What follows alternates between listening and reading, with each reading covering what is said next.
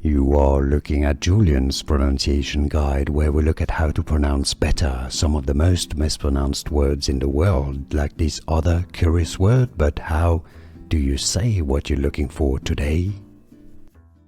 Let's learn how to pronounce this name once and for all correctly. It's a name that does exist in French as well, and it means I love. It originally comes from its derivative of the Hebrew name Jacob.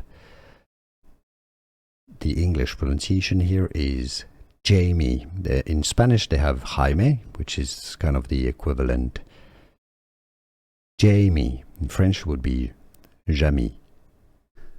Here are more videos on how to pronounce more confusing words and names too many mispronounced. Like this video if you found it useful. I appreciate your support. I'll see you soon and thanks for watching.